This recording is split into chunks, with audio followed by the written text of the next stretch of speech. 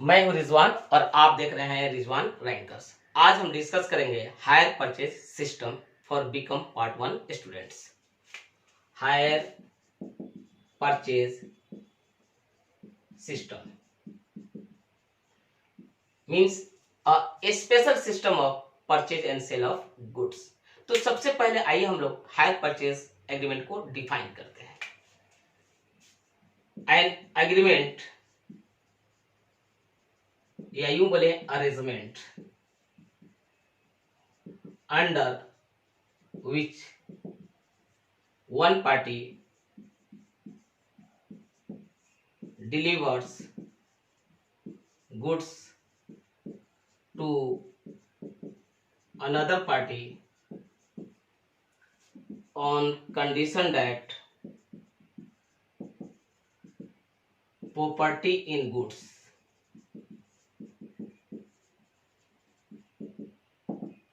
is to be passed on the payment of the last installment is called a hire purchase agreement।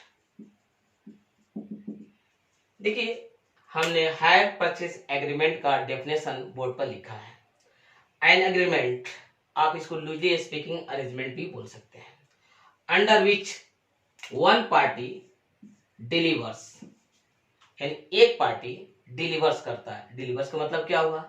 Goods का possession किसी और party को दे देता है। Possession याद रखिए, ओनरशिप नहीं, पजेशन यानी कस्टडी या कंट्रोल, नॉट ओनरशिप। यानी गुड्स का डिलीवरी एक पार्टी किसी दूसरे पार्टी को करता है। कंडीशन क्या है? Property in goods. Property in goods का मतलब होता है ownership. Ownership is to be passed on the payment of the last installment, यानी एक पार्टी ने दूसरे पार्टी को गुड्स का पोजेशन यानी कस्टडी और कंट्रोल तो दे दिया, लेकिन एक कंडीशन रख दिया कि देखो, इस गुड्स का प्राइस इंस्टॉलमेंट में पे करोगे, लेकिन हम इस गुड्स का ओनरशिप अपने पास तब तक रखेंगे जब तक तुम लास्ट इंस्टॉलमेंट का पेमेंट नहीं कर देते हो। यानी तुम्हारे पास ओनरशिप तभी जाएगा जब तुम लास्ट इंस्टॉलमेंट पे करोगे। जब तक वो लास्ट इंस्टॉलमेंट पे नहीं करेगा प्राइस का, तब तक ओनरशिप उस पार्टी के पास रहेगा जो पार्टी ने गुड्स का डिलीवरी किया है। तो ये एग्रीमेंट का डेफिनेशन बहुत ही सिंपल है। एन एग्रीमेंट या arrangement under which one party delivers goods to another party. यहां समझने में कोई दिक्कत नहीं होना चाहिए। डिलीवर्स का मतलब ट्रांसफर ऑफ पोजेशन, कस्टडी या कंट्रोल, नॉट ओनरशिप। क्योंकि ओनरशिप का जब ट्रांसफर होता है दैट इज कॉल्ड सेल। यहां पर वर्ड यूज किया जा रहा है डिलीवर्स, यानी गुड्स का डिलीवरी किया, एक ने किसको किया? दूसरे को किया। यानी इस पर्सन ने इस पर्सन को गुड्स का पोजेशन या कस्टडी उठाकर दे दिया। कंडीशन क्या रख दिया कि इस गुड्स का पोजेशन तुम अभी ले लो, लेकिन ओनरशिप तब तुमको पास जाएगा जब तुम पेमेंट करोगे। कब? लास्ट इंस्टॉलमेंट का। इस तरह के एग्रीमेंट को हायर परचेज एग्रीमेंट या हायर परचेज सिस्टम कहा जाता है। तो आइए अब हायर परचेज जो एग्रीमेंट है, इसका डेफिनेशन से कुछ फीचर्स है उसको हम लोग देखते हैं।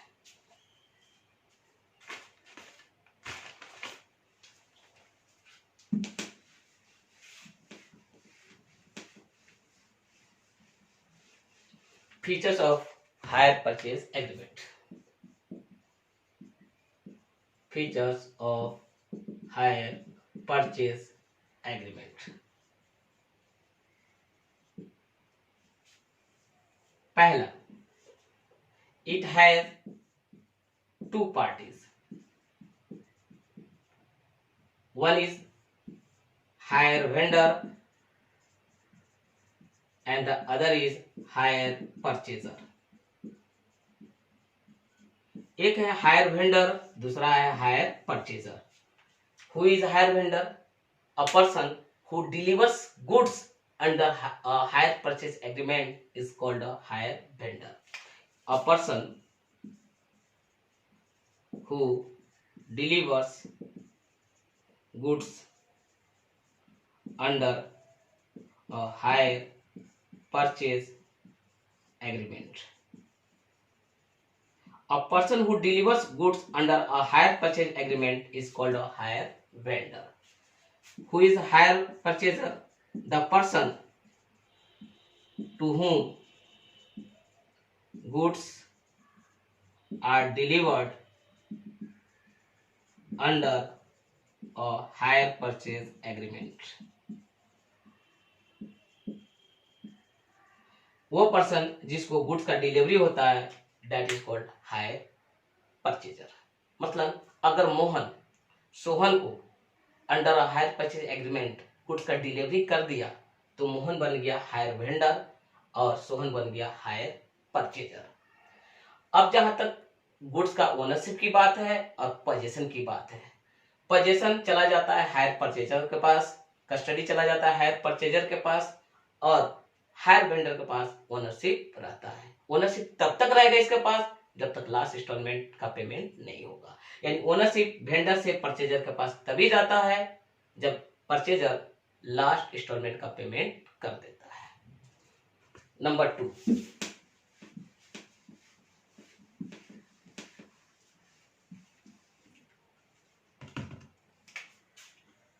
Property in goods.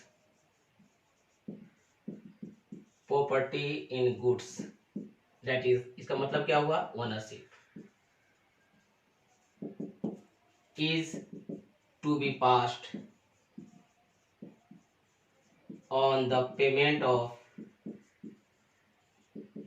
the last installment.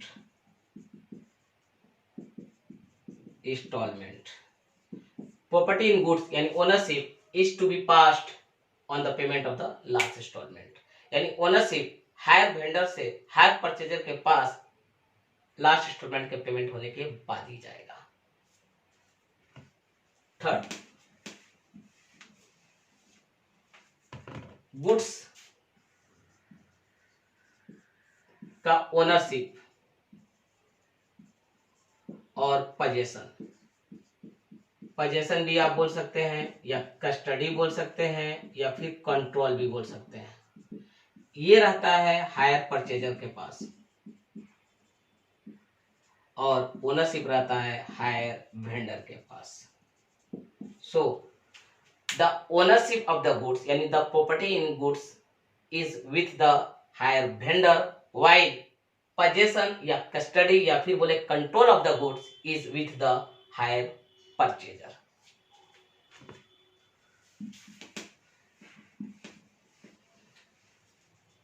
Legal relationship की बात की जाए तो hire vendor is the bailor while hire purchaser is the bailey. Hire vendor is the bailor while hire purchaser is the bailey of the goods. आप contract of bailment पढ़ेंगे, bailment and place, उसमें बात समझ में आएगा who is the bailor and who is the bailee. But जहां तक hire vendor और हायर परचेजर की बात है तो hire vendor acts as the bailor while hire purchaser is the belly of the goods. उसके बाद if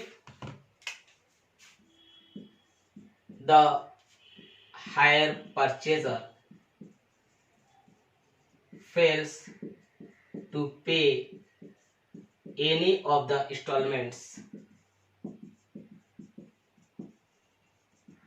the hire vendor can take back the possession of the goods. अगर hire purchaser fails to pay any of the installment, 5 installment 6 installment जितना भी instalment था, अगर एक भी instalment देने में हायर परचेजर फेल कर गया, then hire vendor can take back the position of the goods from the hire purchaser. यानी हायर परचेजर के तरफ से अगर फेलियर हो गया किसी भी इंस्टॉलमेंट देने में, तो हायर वेंडर के पास ये राइट है कि वो गुड्स का पोजीशन वापस ले लेगा हायर परचेजर से. Next, the hire purchaser has the right to terminate the hire purchase agreement at any time.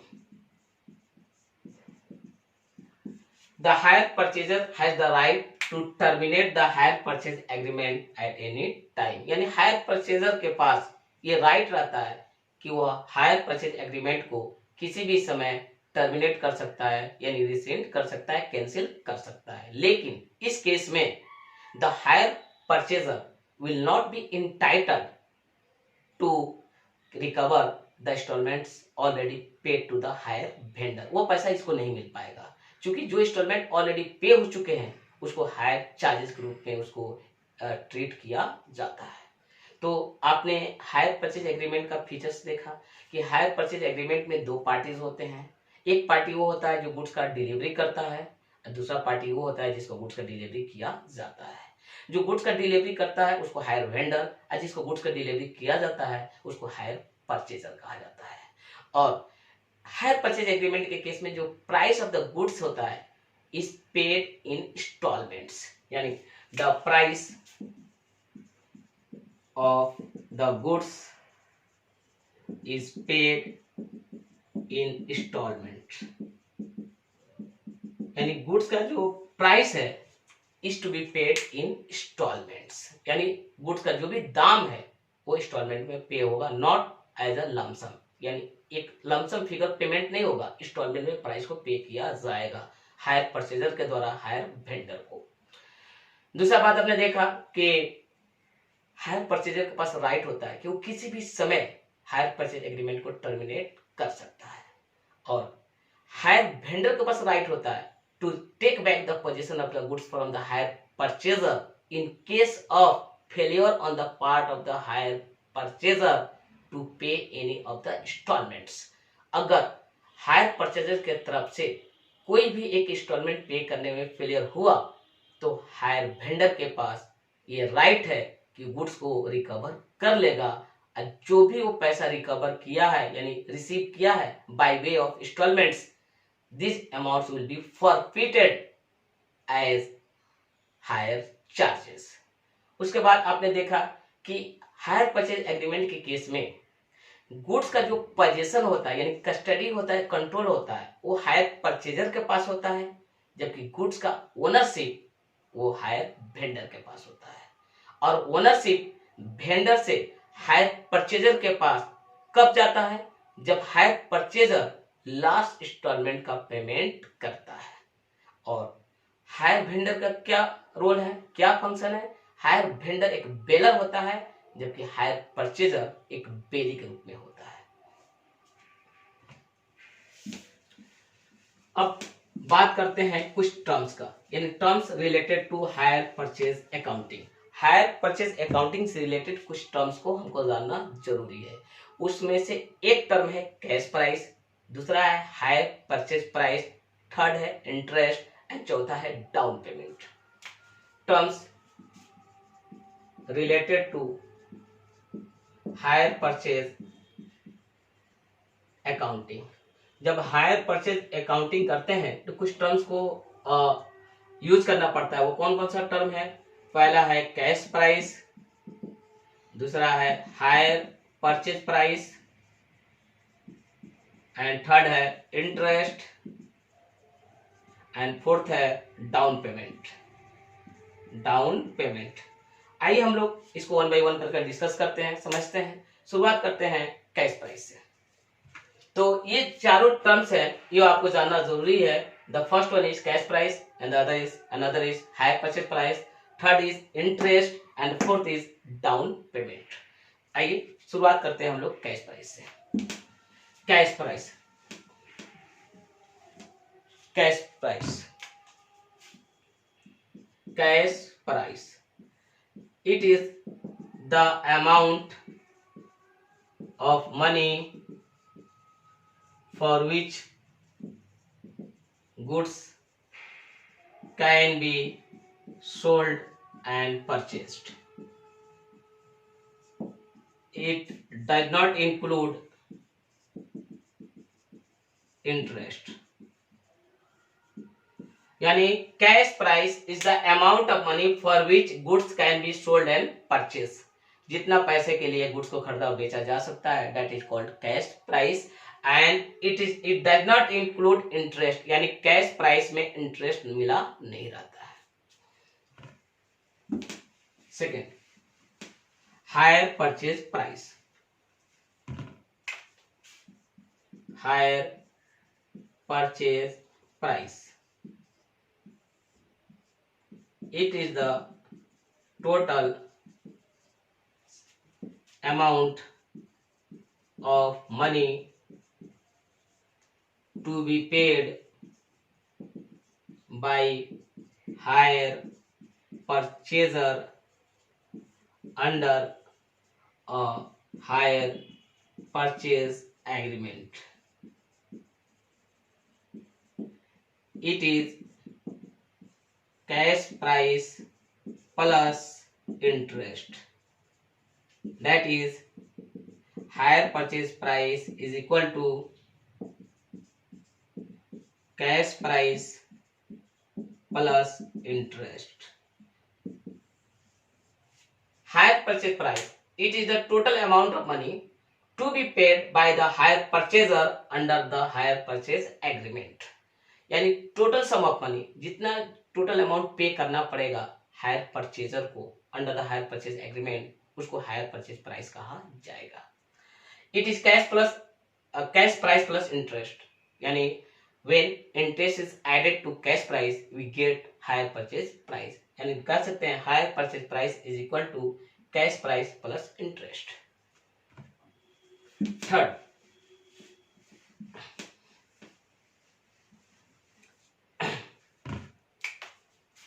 interest. It is the difference between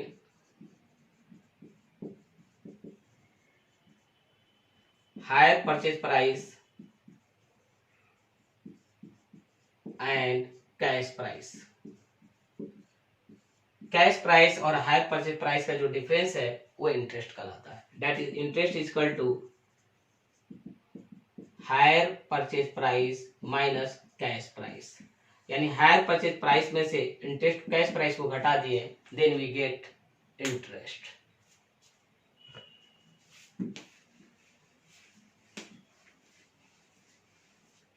down payment.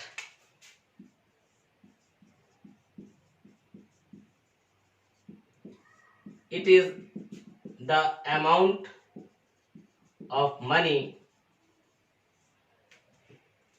paid by hire purchaser at the time of hire purchase agreement.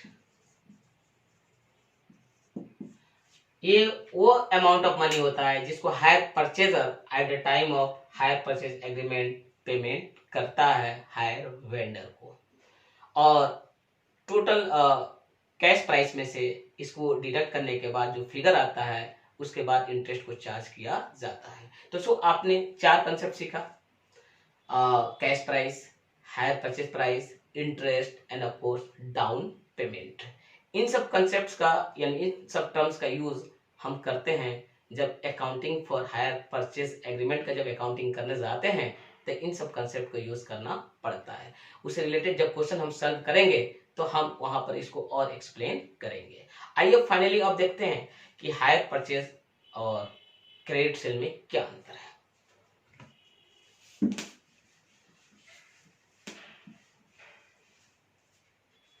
Higher purchase और credit sale.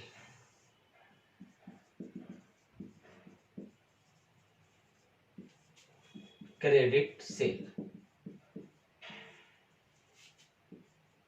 It has two parties. कौन कौन से parties है? Hire vendor and hire purchaser. It has two parties. इसके कौन कौन से parties हैं? एक है सेलर और दूसरा है बायर।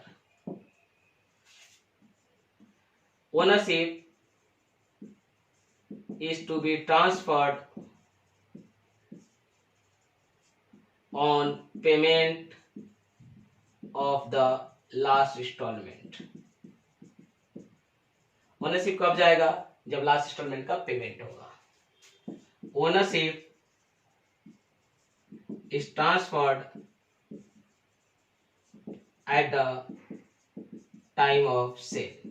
जिस समय सेल होता है उसी समय ओनरशिप सेलर से बायर के पास चला जाता है। यहाँ वेंडर से परचेजर के पास ओनरशिप कब जाएगा? जब हायर परचेजर वेंडर को लास्ट इंस्टॉलमेंट पेमेंट करेगा। Third,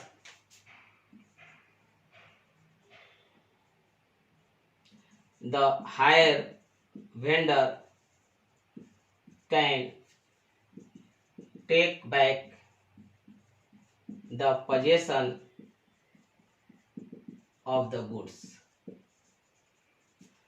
The seller can't take back the goods.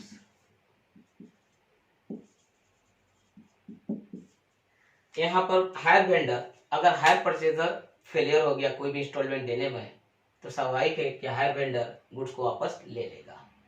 यहाँ पर अगर बायर प्राइस देने में फेलियर हो गया तो सेलर गुड्स को वापस नहीं ले सकता है, बल्कि बायर को प्राइस के लिए स्यू कर सकता है, लॉसूट फाइल कर सकता है, बट गुड्स को वापस नहीं ले सकता है।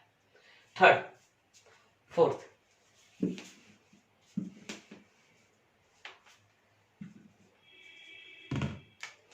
price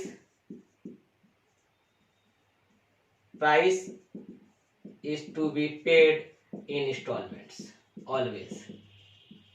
यहाँ प्राइस हमेशा इंस्टॉलमेंट में पे होंगे। यहाँ पे price is to be paid in installments और as a lump sum। यानी लमसम में भी हो सकते हैं, यानी वन टाइम भी हो सकते हैं और इंस्टॉलमेंट में भी हो सकते हैं। तो आपने दोनों में डिफरेंस देखा, हायर परचेज और क्रेडिट सेल में। हायर परचेज में दो पार्टी, हायर वेंडर और हायर परचेजर। क्रेडिट सेल में दो पार्टी, सेलर और बायर। हायर परचेज में देखा कि ओनरशिप कब जाएगा हायर परचेजर के पास? जब वो लास्ट इंस्टॉलमेंट का पेमेंट करेगा। वहां पे कब जाता है? Immediately at the time of the sale, उसी समय ओनरशिप सेलर से बायर के पास चला जाता है। यहाँ पर अगर हायर परचेजर फेलियर हो गया कोई भी इंस्टॉलमेंट देने में, तो hire vendor can take back position of the goods. वहां पर अगर बायर प्राइस पे करने में फेलियर हो गया तो seller can't take back the position of the goods, यानी गुड्स को वापस नहीं ले सकता है।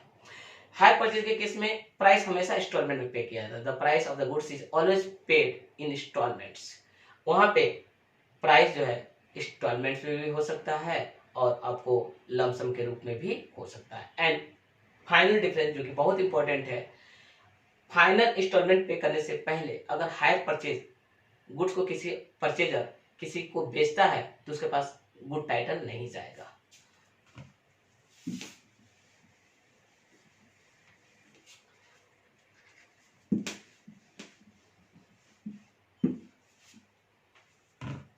The higher purchaser can't sell the goods to a third party unless the last installment has been paid. The hire purchaser can't sell the goods to a third party unless the last installment has been paid.